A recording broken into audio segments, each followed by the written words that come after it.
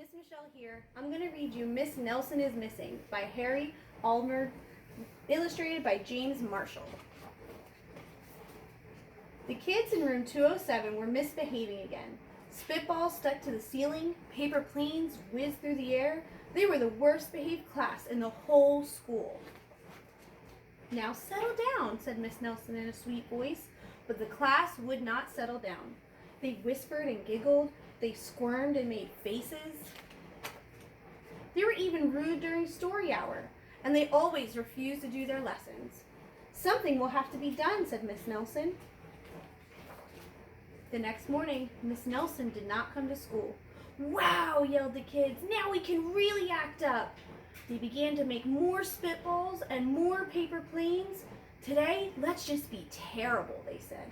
"Not so fast," hissed an unpleasant voice. A woman in an ugly black dress stood before them. "I am your new teacher, Miss Viola Swamp," and she rapped the desk with her ruler. "Where is Miss Nelson?" asked the kids. "Never mind that," snapped Miss Swamp. "Open those arithmetic books." Miss Nelson's kids did as they were told. They could see that Miss Swamp was a real witch. She meant business. Right away, she put them to work, and she loaded them down with homework. "We'll have no story hour today," said Miss Swamp. "Keep your mouth shut," said Miss Swamp. "Sit perfectly still," said Miss Swamp. "And if you misbehave, you'll be sorry," said Miss Swamp. The kids in room 207 had never worked so hard. Days went by, and there was no sign of Miss Nelson. The kids missed Miss Nelson. "Maybe we should try and find her," they said. Some of them went to the police. Detective McSmog was assigned to the case. He listened to their story. He scratched his chin. He said. I think Miss Nelson is missing." Detective McSmog would not be much help. Other kids went to Miss Nelson's house. The shades were tightly drawn, and no one answered the door. In fact, the only person they did see was the wicked Miss Viola Swamp coming up the street. "If she sees us, she'll give us more homework." They got away just in time. "Maybe something terrible happened to Miss Nelson. Maybe she was gobbled up by a shark," said one of the kids. But that didn't seem likely. "Maybe Miss Nelson went to Mars," said another kid. But that didn't seem likely either. "I know," exclaimed one know-it-all. "Miss Nelson's car was carried off by a swarm of angry butterflies."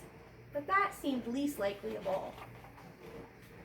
The kids in room 207 became very discouraged. It seemed that Miss Nelson was never coming back, and they would be stuck with Miss Viola Swamp forever. They heard footsteps in the hall. "Here comes the witch," they whispered. "Hello, children," someone said in a sweet voice. "It was Miss Nelson! Did you miss me?" she asked. "We certainly did," cried all the kids. "Where were you?" "That's my little secret," said Miss Nelson. "How about a story hour?" "Oh, yes!" cried the kids. Miss Nelson noticed that during story hour, no one was rude or silly. "What brought about this lovely change?" she asked. "That's our little secret," said the kids. Back home, Miss Nelson took off her coat and hung it in the closet, right next to an ugly black dress. When it was time for bed, she sang a little song, "I'll never tell," and she said it with a smile. Can you look at the picture and can you guess what her secret might be? See if you can see any clues on this page to what Miss Nelson's secret is. All right, friends, that's the end of the story. I'll see you next time. Bye!